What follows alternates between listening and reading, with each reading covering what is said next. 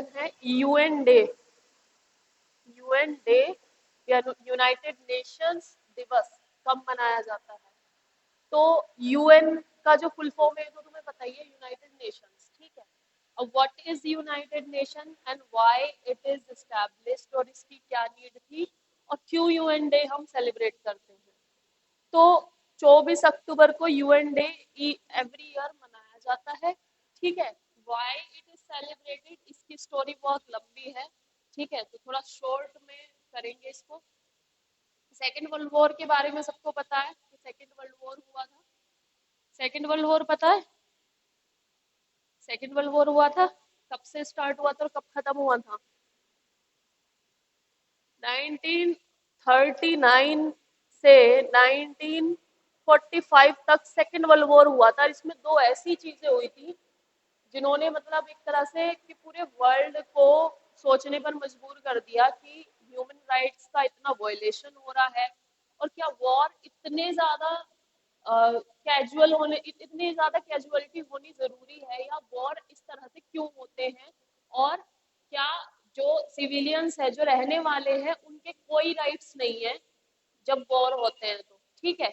तो उससे पहले फर्स्ट वर्ल्ड वॉर के बाद लीग ऑफ नेशन बना था, but league of nation totally fail रहा। लीग ऑफ नेशन जब बना तब यूएसएसआर भी था, और उस समय जो लीग ऑफ नेशन था उसने कुछ कर नहीं पाया, ठीक है। और चूंकि लीग ऑफ नेशन कुछ नहीं कर पाया, इसलिए सेकेंड वर्ल्ड वॉर हुआ। अब सेकेंड वर्ल्ड वॉर में एक तो हिटलर वाली बात याद रखना, व्हाट हिटलर डिड, कि जो जूइश पॉपुलेशन थी वो ही वाज अ स्टाउंच क्रिश्चियन, और ही ऑलवेज डू कि जितने भी जूइश पीपल थे उनके लिए उन्होंने होलोकास्ट, एक वर्ड है बेटा होलोकास्ट, होलोकास्ट उन्होंने जूइश पीपल का उसने करवाया था हिटलर ने। एक बहुत बड़ा गैस चैम्बर होता था, उस गैस चैम्बर में उन्हें लाके बंद कर दिया जाता था सभी जूइश को, और एक तरह की एथनिक क्लींजिंग वो करवाता था, ठीक है। एक तो हिटलर हो गया। नेक्स्ट साइड जो हो गया यूएस का, ठीक है। यूएस ने जापान पे, तुम्हें पता ही है, हिरोशिमा और नागासाकी पे बॉम्ब ब्लास्ट किया था, जिसमें कि पूरी 2 सिटी जो है वो तहस नहस हो गई थी और बहुत लोग मारे गए थे। जो बचे थे वो इस हालत में नहीं थे, है ना, वो हैंडीकैप्ड हो गए और डिसेबल हो गए, फिजिकली डिसेबल हो गए, ठीक है। तो उसके साथ साथ जो ये होता था ना, युद्ध होता था, तो क्या लेते थे, हॉस्टेज ले लेते थे युद्ध में। हॉस्टेज मतलब जैसे युद्ध होता था तो किसी दूसरी पार्टी के लोगों को बंदी बना लिया जाता था और उनको मारा जाता था, उनके साथ बुरा किया जाता था, ठीक है। तो ये कहीं ना कहीं इंटरनेशनल लॉ का वायलेशन था, और इसी को ध्यान में रखते हुए जब युद्ध विराम हुआ 1945 में, तो यूएन जो है ये बनकर सामने आया, ठीक है। यूएन बना, इसका नाम सजेस्ट किया था उस समय प्रेसिडेंट थे यूएस के रूजवेल्ट, ठीक है। रूजवेल्ट का नाम तुमने सुना होगा, उस समय प्रेसिडेंट थे रूजवेल्ट, उन्होंने इसका नाम यूनाइटेड नेशंस रखने की बात कही थी, और तब इसका नाम यूनाइटेड नेशन रखा। इसका जो हेडक्वार्टर है वो ऑब्वियस सी बात है, जिसने बनाया उसी के पास है, यूएस में है। और यूएस में कहाँ पर है, न्यूयॉर्क सिटी में, ठीक है। और इसका मेन काम क्या है, शांति और समृद्धि, ठीक है, पीस एंड कोऑपरेशन फैलाना, ठीक है। कि कोई भी युद्ध होता है तो यूएन उस पर स्ट्रिक्ट एक्शन लेगा, ठीक है। तो रूजवेल्ट जो है प्रेसिडेंट, इन्होंने बनाया यूएसए ने, और न्यूयॉर्क में इसका हेडक्वार्टर है। और टोटल इसकी 193 जो कंट्रीज हैं अभी तक मेंबर है। और इसके जो मुख्य ऑर्गन्स हैं वो है, एक तो यूएनएससी, यूएन सिक्योरिटी काउंसिल, और एक यूएनजे, यूनाइटेड नेशन जनरल असेंबली। जब भी कोई युद्ध होता है तो वहां पर जो पीस कीपिंग मिशन भेजे जाते हैं, जैसे मैंने अभी बताया था हैथी में गैंग वॉर चल रहा है, तो वहां पे बहुत ज्यादा अनस्टेबिलिटी थी, तो यूएनएससी ने ही पीस कीपर्स और जो मिशन है वो वहां पर भेजे हैं। और अब जो यूक्रेन के साथ और इसके साथ युद्ध हुआ था, तो उसमें भी यूएनएससी ने वोटिंग वगैरह करवाई थी, ठीक है, जिसमें कि यूनाइटेड नेशंस जो है उसमें, क्योंकि रशिया ने हमला किया था यूक्रेन पे, इसलिए रशिया को कर्टेल करने के लिए, उस पर कुछ ट्रेड सैंक्शंस लगाने के लिए वहां पे वोटिंग वगैरह हुई थी, ठीक है। तो ये काम होता है, और वोटिंग के तहत क्या होगा, जो भी कल्प्रिट कंट्री है, जो भी कर रही है युद्ध या जिसने पहले हमला किया है, वायलेशन कर रही है उस कंट्री को सैंक्शन लगाए जाते हैं। जैसे कि तुमने देखा होगा कि यूएस अब वहां पे कुछ नहीं भेज रहा, बाकी अदर यूरोपियन कंट्री ने भी रशिया में सप्लाई बंद कर दी, लेकिन इंडिया ने नहीं की। ठीक है, why? Because it's not our problem, क्योंकि ये जो प्रॉब्लम है वो यूरोप की प्रॉब्लम है। हम अपनी जनता को या अपनी पॉपुलेशन को थोड़ी भूखा मार देंगे। हाँ। हम्म, क्या और कोई क्यों नहीं कर रहा? हाँ, दोनों साइड से क्यों कर रहे हैं, देखो उसका मैं तुम्हें रीजन बताऊं दोनों साइड से क्यों। एक तो देखो, जो उसमें कल्प्रिट है फिलिस्तीन और इजराइल नहीं है, उसमें जो कल्प्रिट है वो हमस है। ठीक है, हमस ने हमला किया है। अब हमस क्या है, बेसिकली क्या था, फिलिस्तीनियन अथॉरिटी है जो वहाँ पे वोटिंग, मतलब जो वहाँ की गवर्नमेंट है Palestinian authority, but Hamas Israel ने ही बनाया। ठीक है, और हमस बनने के बाद अब ये एक टेररिस्ट ऑर्गेनाइजेशन की तरह काम कर रहा है। ठीक है, तो हम ना तो हमस को सपोर्ट नहीं करना है हमने। बाकी फिलिस्तीन की अगर बात करें तो बेटा जो अरब लैंड था, जो जो प्रेजेंट में है फिलिस्तीन, जो अगर तुमने देखा हो मैप, तो एक है इधर, इधर है गाजा, गाजा है ये भी फिलिस्तीन टेरिटरी है, और इधर है यहाँ पे जॉर्डन हो जाता है, और इधर लेबनान है। ठीक है, और यहाँ मेडिटेरियन सी है। तो यहाँ पर वेस्ट बैंक है। अब ये वेस्ट बैंक जो है यहाँ पर फिलिस्तीनियन पॉपुलेशन है, यहाँ पे एक बीच में बहुत डिस्प्यूटेड जगह है, जेरूशलम। नाम सुना है तुमने जेरूशलम का? जेरूशलम, जेरूशलम ईसा मसीह के जन्म का स्थान है, जहां पर ईसा मसीह जो है, जीसस क्राइस्ट, उनका जन्म हुआ था, ये वो जगह है। तो फिलिस्तीन बेसिकली, तुम्हें कहानी पता कहाँ से जाननी है? जब फर्स्ट वर्ल्ड वॉर हुआ था बेटा, तो इस पे ये बेसिकली अरब टेरिटरी थी। ठीक है, और ये बात सबको बताइए, अरब टेरिटरी थी, यहाँ पर फिलिस्तीन पॉपुलेशन रहती थी, उसमें अरब क्रिश्चियंस भी हैं, अरब मुस्लिम्स भी हैं, और अरब जूइस भी हैं। तो जो अरब जूइस है, वो उन्होंने इसे डोमिनेट करना शुरू कर दिया बाद में, जब ये ब्रिटिशर्स ने इस्टेब्लिश कर दिया, और ब्रिटिशर्स ने जूइश पॉपुलेशन को यहाँ पर लाकर बसाया था। ठीक है, तो ये धीरे धीरे क्या हुआ, ये इन लोगों को इन्होंने परसिक्यूट कर दिया। ठीक है, और उसके बाद ये जो टेरिटरी है इतनी ही बची। अब हम क्यों फिलिस्तीन को सपोर्ट कर रहे हैं? भाई इंडिया इज सपोर्टिंग और सेंडिंग एड्स एंड, जितने भी अभी हमने भेजा है वहां पे, एक पूरा विमान भेजा, उसमें मेडिसिन, फूड और मतलब बहुत सारी चीजें भेजी गई है। तो why we are supporting, why we are balancing both.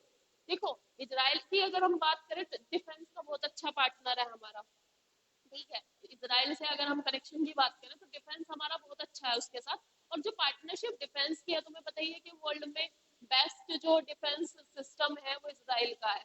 तो वो जो ट्रेड वाला एक एस्पेक्ट है, उसको देखते हुए तो हम इसराइल को सपोर्ट कर रहे हैं। और अगर हम ह्यूमन राइट की बात बेटा करते हैं, कि वायलेशन तो हो रहा है ना ह्यूमन राइट का, गाजा में रहने वाले लोगों का और वेस्ट बैंक में रहने वाले लोगों का, तो इस वजह से हम उसको भी पूरा फुल सपोर्ट करते आए हैं। ठीक है, और हमेशा से इंडिया का स्टैंड क्लियर रहा है कि हम बिलीव करते हैं टू नेशन थ्योरी में। ठीक है, टू नेशन थ्योरी, कि भाई इसराइल हो जाए और फिलिस्तीन को, जो इसराइल है वो पूरी तरह से फ्री कर दे। और यही शायद यूएन मानता है, यही बाकी कंट्री भी कहती है। और वाई वी आर सपोर्टिंग, देखो हमने तो रशिया यूक्रेन के टाइम पे भी किसी को सपोर्ट नहीं किया, हम तो दोनों के साथ रहे। तो बेटा हमारे, हाँ लेकिन ये है बिचौलिया की मानते भी तो है दोनों साइड से। ऐसा है ना, तो यूक्रेन का रशिया का वॉर हुआ, हालांकि यूक्रेन हमसे थोड़ा सा अनोय हो गया कि मतलब हमने यूएन में रशिया के अगेंस्ट में वोटिंग नहीं की। हम नहीं कर सकते उनके अगेंस्ट में वोटिंग, क्योंकि जब हमें नीड पड़ती है, हमारे पीपल को क्या जरूरत है। तुम्हें एक बहुत फेमस सा वो है, इमरान खान है पाकिस्तान का प्रेसिडेंट, उसका बहुत फेमस सा इंटरव्यू है। उस इंटरव्यू में उसने ये बोला कि रशिया से, जब यूक्रेन से रशिया का वॉर चल रहा था, तो जो वहाँ के, हमारे यहाँ के डॉक्टर एस जयशंकर जो है विदेश मंत्री, उनसे ये पूछा गया कि आप रशिया से तेल खरीदना बंद क्यों नहीं कर देते हैं। इमरान खान कहता अपने इंटरव्यू में ये बात। तो पता है इमरान खान अपने मतलब लोगों को वो कर रहा था, गैदर करके उनको वो कर रहा था, क्या कहते हैं उसको, संबोधित कर रहा था। तो कहता है कि वहां के जो विदेश मंत्री हैं भारत के, उन्होंने ये जवाब दिया कि हमारी जो पॉपुलेशन है उसे नीड है, हमें अगर सस्ता मिल रहा है तो हम सस्ता खरीदेंगे, हमारी पॉपुलेशन की नीड पहले है, बाकी चीजें बाद में है। ठीक है, तो यही चीज है बेटा, हमारी किस कोई भी युद्ध होता है तो अपनी पॉपुलेशन की हमारी जो नीड है वो पहले है, बाकी चीजें बाद में है। ठीक है, तो हम ना तो इसराइल के साथ है, ना हम फिलिस्तीन के, हम दोनों के साथ हैं। ठीक है, और दोनों के साथ में हम फिलिस्तीन को चाहते हैं कि ये पूरी एक इंडिपेंडेंट टेरिटरी बन जाए, नेशन बन जाए, और इसराइल के साथ इसके पीस हो, शांति बनी रहे। ठीक है, तो ये है हमारा स्टैंड, हमेशा से क्लियर रहा है। हाँ, लेकिन जब बांग्लादेश और पाकिस्तान की बात आई थी, हमने बांग्लादेश को सपोर्ट किया था, हमने नहीं करा दोनों को कि नहीं ऐसे कर लो। ठीक है, जब पाकिस्तान ने, ईस्ट पाकिस्तान जब था बांग्लादेश, उस पर हमला किया, इंदिरा गांधी गवर्नमेंट ने भेज दी अपनी आर्मी, खत्म कर दिया। ठीक है, तो ये चीजें इस तरह से होती है। तो यूएन जो है ये वर्ल्ड लेवल पे पीस एस्टैब्लिश करने के लिए, युद्ध ना हो, युद्ध के बाद कुछ ह्यूमन राइट वायलेशन ना हो, इन सबको लेकर जो है इन मुद्दों पर बातें यूएन में होती है, और यूएन डे 24 अक्टूबर को मनाया जाता है। अब नेक्स्ट है, हाल ही में इसरो ने कौन सा क्रू एस्केप मॉडल का सफलतापूर्वक परीक्षण किया? तो बेटा अभी मैंने बताया कि मिशन गगनयान जाने वाला है, पता है ना तुम्हें? तो मिशन गगनयान बेटा अनमेंड रहेगा। अनमेंड मतलब इसमें कोई वो नहीं रहेगा, मनुष्य, मतलब अभी हम रिस्क नहीं ले रहे कि हम किसी मनुष्य को इसमें भेजें। ठीक है, मनुष्य नहीं भेजा जाएगा। और अभी इसका TVD1 जो है, इसकी मैं फुल फॉर्म भी बता देती हूँ, इसमें है तो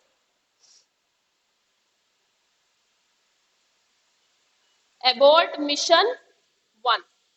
ठीक है, एबॉर्ट मिशन 1,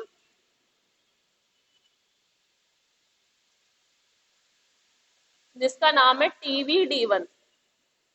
ये मिशन इन्होंने अभी भेजा है गगनयान पे, गगनयान के तहत, और इसका परीक्षण कर लिया है, श्रीहरिकोटा से हुआ है। ठीक है, बंगाल की खाड़ी में जाके गिरा। ठीक है, और ये ऐसा नहीं है कि ये गगनयान अभी लॉन्च हो गया है बेटा, सिर्फ अभी छोटे छोटे मिशन लॉन्च हो रहे हैं, तो ये अबॉर्ड मिशन है। अबॉर्ड का मतलब है कि ये अ, मतलब अंतरिक्ष में नहीं भेजा गया है, इसका परीक्षण हुआ। परीक्षण मतलब टेस्टिंग होती है ना? हाँ, कि वो वेस्ट बंगाल में नहीं, वेस्ट बंगाल खाड़ी में, बंगाल की खाड़ी में, वहां पे गिरा था। ठीक है, तो श्रीहरिकोटा में ये TVD मिशन हुआ है। ये इसलिए देखा जाता है बेटा, करने से पहले हम टेस्ट करते हैं ना, कोई भी चीज लॉन्च करने से पहले, तो ये वो वाली टेस्टिंग है। लॉन्च करने से पहले हमें सारी चीजें देखनी है, कोई खराबी तो नहीं आ गई है। ठीक है, तो ये टेस्टिंग हुई है, इसका नाम याद रखना। नेक्स्ट है, हाल ही में चक्रवात तेज साइक्लोन कौन से स्थान पे आया? बेटा अभी अरेबियन सी में आया है साइक्लोन। और तुम्हें पता ही है साइक्लोन कब कब आते हैं, एक तो मानसून से पहले आते हैं। ठीक है, और अब क्योंकि रिट्रीट मानसून है, रिट्रीट मतलब मानसून अब जा रहा है। ठीक है, तो अब जो कंडीशन बनेंगी वो अरब सागर में बन रही है, और वहां पर तेज नाम का साइक्लोन आया है, और इसका नाम भी इंडिया ने ही रखा है। ठीक है, अरब सागर में। नेक्स्ट है, हाल ही में डिजी कवच प्रोग्राम किसने लॉन्च किया? डिजी कवच प्रोग्राम, डिजी कवच बेसिकली फाइनेंशियल फ्रॉड जो होता है ना, ऑनलाइन जो फ्रॉड हो रहे हैं अब, फाइनेंशियल फ्रॉड, उनको लेकर के ये गूगल ने लॉन्च किया है, फाइनेंशियल फ्रॉड। गूगल ने डिजी कवच लॉन्च किया है। ठीक है, और व्हाट इज डिजी कवच?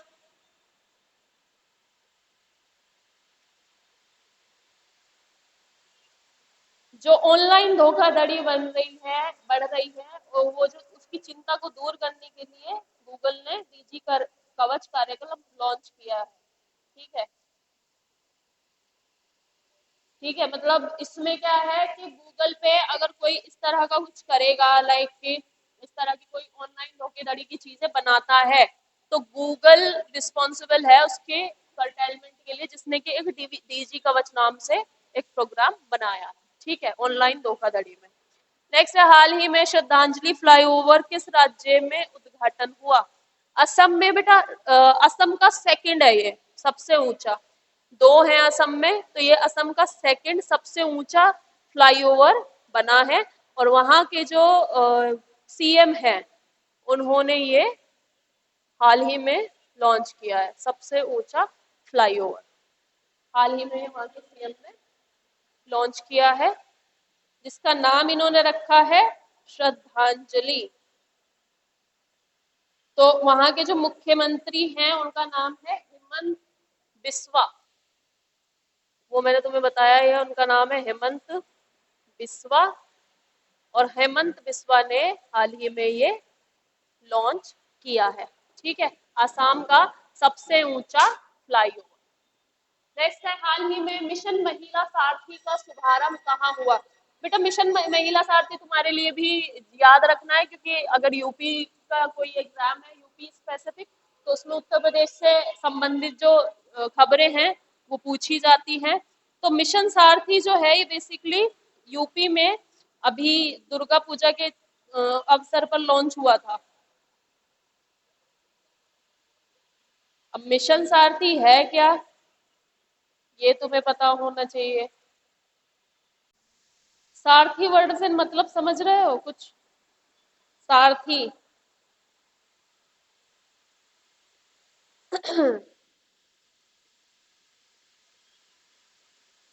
ठीक है, तो बेसिकली अभी सीएम योगी आदित्यनाथ ने 51 BS6, ये वाहन होता है बेटा BS6, मतलब ये स्टैंडर्ड होता है वाहन का, किसी BS6 व्हीकल्स। ठीक है, हाँ। तो अयोध्या में उन्होंने मिशन सारथी लॉन्च किया है, और मिशन सारथी में क्या है बेटा, 51 BS6 बसेस लॉन्च की गई हैं। और बेटा इन 51 के 51 बसेस का जो वो रहेगा ड्राइवर, वो कौन रहेगा? विमेन। ठीक है, विमेन रहेंगी, महिला सारथी। And this is a very great thing. हाँ हाँ, तो अब जो है मतलब ये एक तरह का शिफ्ट हो रहा है। अब मैं जैसे वहां पे भी देखती हूँ, अगर आप ऑटो रिक्शा वगैरह भी देखें, हमारे यहाँ तो कम है, हमारे यहाँ तो है ही नहीं, ऑर्थोडॉक्स है यहाँ तो बहुत ज्यादा लोग। लेकिन गाजियाबाद में, दिल्ली में अगर तुम ऑटो वाले देखोगे ना, तुम ऑटो रिक्शा में, यस महिलाएं हैं, महिलाएं चलाती हैं। इवन ज्यादा दूर मत जाओ, गाजियाबाद में देख लो, पुराना बस अड्डा पे, नए बस अड्डा पे महिलाएं हैं, ऑटो चलाती है, ऑटो वैसा वाला रिक्शा, ई रिक्शा, सब तरह का।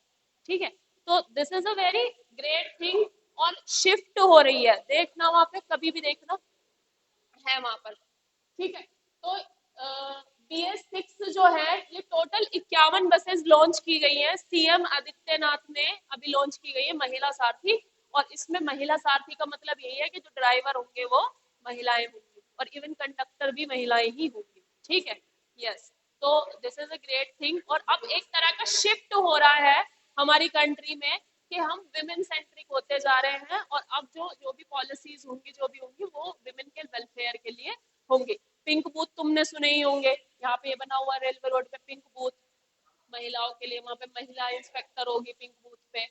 और पिंक वर्ड से ही तुम समझ जाओ, जैसे कि पिंक टॉयलेट्स हैं for women, and pink is specifically reserve for women, but ऐसा नहीं है, women also like other colours. ठीक है, तो बस दिस इज ना सिग्निफिकेंस के, हाँ यही कलर बना दिया है ना, ये भी स्टीरियोटाइप है, बट फिर भी दिस डिनोट विमेन। ठीक है, हाँ। तो ये BS6 बसेस जो हैं अभी लॉन्च हुई है। कौन? पैसेंजर? इन वाले में पैसेंजर चाहे कैसे भी हो, इन वाले में, बट जो पिंक वाली होती है ना, पिंक बसेस, उनमें महिलाएं होंगी। हाँ, वो स्पेसिफिकली महिलाओं के लिए। बट जो ये जो 51 ये लॉन्च की गई हैं, इनमें कैसी भी हो सकती है?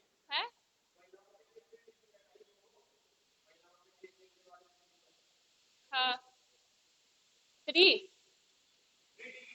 हाँ, महिलाओं के लिए फ्री है। मैं कभी वहां ट्रैवल ही नहीं किया जब से वहां पे वो आए हैं अरविंद केजरीवाल। नेक्स्ट, हाल ही में हार्वर्ड लॉ स्कूल ने वैश्विक नेतृत्व ग्लोबल लीडरशिप अवार्ड से किसे सम्मानित किया? तो बेटा अभी हमारे जस्टिस DY चंद्रचूड़, पता है ना तुम्हें कि हमारे जो जस्टिस हैं प्रेजेंट में कौन है? Justice DY Chandrachud. Supreme court के चीफ जस्टिस ऑफ इंडिया कौन है, मतलब भारत के chief justice of India, sorry, not only the supreme court, chief justice यानी कि CJI, honourable CJI of India, उनको अभी हाल ही में हार्वर्ड लॉ स्कूल, कहाँ पर है हार्वर्ड लॉ स्कूल, कहाँ की यूनिवर्सिटी है हार्वर्ड लॉ स्कूल, कहाँ की है, यूएस है यूके है, यूएस की हार्वर्ड है, बॉस्टन यूएस की है, ठीक है, और बर्मिंघम और ऑक्सफोर्ड ये सब यूके की है, ठीक है। हाँ, तो हार्वर्ड यूनिवर्सिटी जो है, यहाँ के एक अवार्ड होता है लॉ स्कूल का जो दिया जाता है, जिसे ग्लोबल लीडरशिप अवार्ड से सम्मानित किया गया है, वो है हमारे जस्टिस DY चंद्रचूड़, ठीक है। और अभी इनसे वहां पे जब हम पढ़ रहे थे तो वहां पे इनसे क्वेश्चन किया कि आपने अभी जो सेम सेक्स मैरिज का कॉन्सेप्ट है ना, for LGBT community and queer marriage, तो उन्होंने कहा कि आपने मतलब जजमेंट फेवर में क्यों नहीं दिया, ऐसे क्वेश्चन कर लेते हैं ना कि जजमेंट आपने फेवर में क्यों नहीं दिया, या आप माइनॉरिटी बेंच में रहे, ठीक है, क्योंकि जस्टिस DY चंद्रचूड़ जो थे, उसको वोटिंग जो मिली है, मतलब जो फैसला आया है, बेटा बेंच होती है, अगर 5 जज की बेंच होती है तो वोटिंग ऐसे होती है, जैसे कि अगर 3 फेवर में है और 2 फेवर में है और 3 नहीं है, तो कौन जीता, ये 3 वाले, ठीक है। बेंच समझ रहे हो क्या होता है, कहते नहीं है 5 जजों की बेंच गठित की गई है उस मामले को सुनवाई के लिए, ये तो सुना होगा किसी, हाँ, जैसे जैसे कि किसी भी केस को ले लो, ठीक है, उसमें जैसे कि अभी यही वाला केस मैं बता रही हूँ, सेम सेक्स मैरिज तो सुना है, gay marriage, queer marriage, lesbians marriage, ये तो सुना होगा ना, that this same person, that the boys are getting married and girls are getting married, ठीक है, ये तो सुना है ना। तो दिस इज द जजमेंट, अभी इन्होंने 5 जज बेंच की जो बेंच है इनका आया, ठीक है। अब इसमें जो 3 जजेस थे, वो 3 जजेस थे मेजोरिटी जजमेंट में, उस जजमेंट में क्या था कि उन्होंने कह दिया कि हम पार्लियामेंट में छोड़ रहे हैं, हम डिसाइड नहीं कर सकते, ठीक है। माइनॉरिटी बेंच में हमारे जस्टिस DY चंद्रचूड़ थे, यानी ऐसे मान लो 5 लोग हैं, तुम 3 लोग कह रहे हो कि नहीं मिलना चाहिए, तो 2 लोग कह रहे हैं कि मिलना चाहिए, तो बात किसकी मानी जाएगी, 3 वालों की, भाई वोट जिनकी ज्यादा उनकी तो मानी जाएगी। तो जिन जिन 3 जजेस ने कहा कि ये बात पार्लियामेंट में छोड़ दी जाए कि वो लॉ बनाए सेम सेक्स मैरिज के लिए, अगर वो लॉ ले आते हैं तो हम अप्लाई करवा देंगे, कोई वो नहीं है, वो तो अप्लाई हो ही जाएगा, लॉ नहीं आया तो नहीं होगा अप्लाई, तो ये जो है अब, और जो जस्टिस, हाँ वही बात हो रही थी, जस्टिस DY चंद्रचूड़ थे, उन्होंने कहा कि जो स्पेशल मैरिज एक्ट है, मैंने तुम्हें बताया ना, स्पेशल मैरिज एक्ट 1956, 1956 है, 4 है, हाँ ये इतना ही है, 54 है, मैं खुद बोल रही हूँ। तो ये स्पेशल मैरिज एक्ट बेटा तब आया था जब ऐसे हो रहा था कि अदर रिलीजन में शादी नहीं कर सकते हैं कोई, तो इंटर रिलीजन शादी हो सकती है, इंटर कास्ट शादियां हो सकती हैं, किस किस एक्ट के तहत करेंगे वो, 1954 के स्पेशल मैरिज एक्ट। तो DY चंद्रचूड़ ने अपनी उसमें कहा है, जो जिस फेवर में वो थे, कि स्पेशल मैरिज एक्ट उन पे लागू कर देना चाहिए, और अगर उनकी शादी किसी लॉ के हिसाब से नहीं हो रही, किसी भी पर्सनल लॉ के हिसाब से, तो इस लॉ के हिसाब से उनकी शादी हो जानी चाहिए। बट उनकी बात नहीं मानी गई, क्योंकि वो माइनॉरिटी में थे, 2 लोग फेवर में थे, 3 लोग अगेंस्ट में थे, पास हो गया जजमेंट। और बट आने वाले टाइम में देख लेना फिर इस पे बहस होगी, क्योंकि ग्लोबली बहुत सारी कंट्रीज ने लीगलाइज कर रखा है, तुम्हें बताइए नॉर्वे वगैरह में और जगहों पे, मैक्सिको में, बहुत सारी कंट्रीज में क्या है, नॉर्मलाइज कर दिया है ना, लेकिन हमारा जो कल्चर है और हमारे जो अलग पर्सनल पर्सनल लॉज जो है, वो इसके लिए इजाजत नहीं देते। तो वाई स्पेशल मैरिज एक्ट में अमेंड करके आप कुछ ऐसा ऐड क्यों नहीं कर देते कि स्पेशल मैरिज एक्ट के तहत ही जो गे मैरिज है या लेस्बियन, जो LGBT कम्युनिटी की जो मैरिजेस हैं, वो इसके तहत वो कर दो, ऐड कर दो। तो इसका क्रिटिसिज्म भी हो रहा है, बट DY चंद्रचूड़ ने उन्हें यही जवाब दिया कि अगर पार्लियामेंट, कल जो लॉ में उनको अवार्ड मिला इसमें हार्वर्ड में, तो उन्होंने कहा कि अगर पार्लियामेंट लॉ बना देगी तो हमने पार्लियामेंट पे छोड़ दिया, बट पार्लियामेंट लॉ नहीं बनाएगी, तुम पता है, ठीक है। तो विश्व का सबसे बड़ा, बेटा हमारे यहाँ पे अच्छा, मैं तुम्हें एक डार्क डार्क रियलिटी है ये। तुम यहाँ पे घूम नहीं सकते कोई, मतलब पब्लिक में तुम शो भी नहीं कर सकते हो इंडिया में। तुम्हें इतने ताने मारेंगे कि तुम सुसाइड कर लोगे, है ना। और ये बात, ये हकीकत है, मैं ये कह रही हूँ, मतलब तुम अपनी जो भी तुम्हारी आइडेंटिटी है उसको तुम सोशल मीडिया पे भी शो नहीं कर सकते। तुम्हें इतना ट्रोल किया जाएगा कि बस पूछो मत, है ना। तो हमारे यहाँ पे नॉर्मलाइजेशन पहले होना चाहिए। नॉर्मलाइजेशन कब होता है? जब लॉ बन जाता है। जब लॉ बनेगा तो चार लोग भी मानेंगे उस बात को, क्यों नहीं मानेंगे। स्पेशल मैरिज एक्ट में इंटर रिलीजन मैरिज कोई मानता था, अब हो जाती है, मानने लगे। ठीक है, तो ये चीज है। नेक्स्ट है, विश्व का सबसे बड़ा टेक्सटाइल समिट भारत टेक्स कहाँ आयोजित होगा? ये होगा बेटा नई दिल्ली में। भारत टेक्सटाइल का मतलब क्या होता है? कपड़ा। और इंडिया तुम्हें पता ही है सबसे बड़ा एक्सपोर्टर भी है कपड़े हमारे यहाँ से। और ब्रिटिश के टाइम, मतलब जो ब्रिटिश है ये तो बाद में आए, और इससे पहले से ही हमारा कपड़ा जो है एक ब्रांड था। ऐसे बाहर जैसे लोग बात करते ना, अब कहते ना कि ये इम्पोर्टेंट है, मैंने यूएस से मंगाया है। पहले ये रहता है ये कपड़ा इंडिया से आया है, पहले ये बात रहती थी, बट अभी भी रहती है। तो अभी भी हमारा जो कॉटन है वो फाइन क्वालिटी का कॉटन है। और ये जो टेक अब आयोजित होने वाला है ये होगा दिल्ली में। ठीक है, सबसे बड़ा समिट होने वाला है टेक्सटाइल समिट, भारत टेक्स, नई दिल्ली में। नेक्स्ट है, हाल ही में किस जिले ने, अच्छा ये वाली बड़ी इंटरेस्टिंग सी न्यूज है, किस जिले ने जिला स्तरीय फूल, पक्षी व पेड़ आधिकारिक रूप से घोषित किए? तो कर्नाटका में एक डिस्ट्रिक्ट है कसारगोड।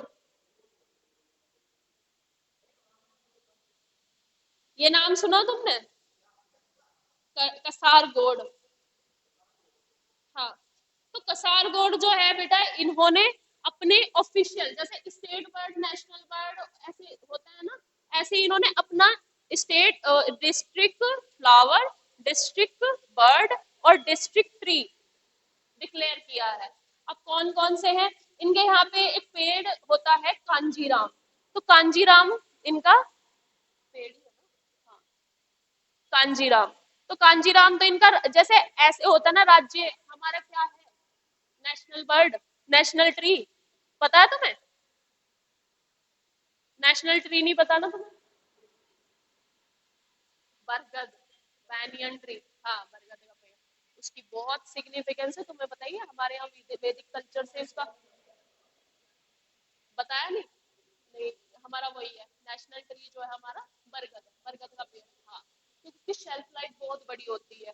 ठीक है, और हमारे एंशियंट टाइम से ही बरगद को बहुत पवित्र माना जाता है, जैसे पीपल को माना जाता है, बरगद के पेड़ की पूजा होती है ना, सेम ऐसे ही। ठीक है, तो इनके यहाँ का एक पेड़ है कांजीराम, तो ये तो उनका जिला पेड़ बना, मतलब जिला स्तरीय बना रहे हैं ना, डिस्ट्रिक्ट ट्री। ठीक है, डिस्ट्रिक्ट ट्री बना, पेड़ा लिख दिया, डिस्ट्रिक्ट ट्री। और फ्लावर है इनका बेटा पेरिया कोलाथेली, कोलाथेल, क्योंकि ये कर्नाटक है तो उनकी लैंग्वेज ऐसी है। पेरिया कोलाथेल इनका फ्लावर है। और बर्ड है इनका व्हाइट बिल्ड सी हॉक। हॉक, सी हॉक जो होते हैं, सी हॉक मतलब समुद्री बाज, समुद्र के मतलब सी हॉक उसका नाम है, समुद्री बाज ऐसे कह देते हैं। और इसका नाम है भीमा नामा। ये बनाया है ऑफिशियल स्पीशीज इनकी सॉफ्ट शेल टर्टल। जिस टर्टल का शेल सॉफ्ट रहता है, सॉफ्ट शेल टर्टल जो है इनकी स्पीशीज है। तो पेड़ हो गया, फूल हो गया, फूल हो गया पेरिया,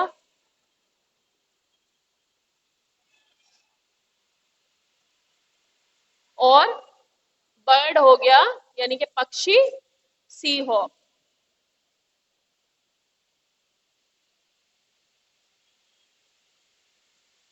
ठीक है, सी हॉक यहाँ का पक्षी हो गया। तो कसारगोड पहला जिला बना है जिसने अपना फूल, जिले का पेड़ और पक्षी इन्होंने ऑफिशियली अनाउंस किया है। ठीक है, नेक्स्ट और लास्ट है नाडा हब्बा, 10 दिवसीय दशहरा महोत्सव कहाँ मनाया जाता है? ये बेटा कर्नाटका में मनाया जाता है। मतलब नाडा हब्बा जो है इसका नाम है, और ये कर्नाटका में 10 दिवस का, मतलब 10 दिन तक दशहरा महोत्सव मनाया जाता है यहाँ पे। 10 दिवसीय दशहरा जो है, दशहरा वो एक दिन का है, एक दिन होता है वो, लेकिन यहाँ पर वो 10 दिन तक सेलिब्रेट होता है, ठीक है, नाडा हब्बा के नाम से। मतलब महोत्सव है, फेस्टिवल है। जैसे कि पूरी नवरात्रि में, जैसे कि नवरात्रि नवरात्रि में गरबा नाइट्स होती हैं, जब तक नवरात्रि चलती हैं तो गरबा नाइट्स होती हैं, तो सेम ऐसे ही ये नाडा हब्बा 10 दिवसीय दशहरा मनाया जाता है, ठीक है।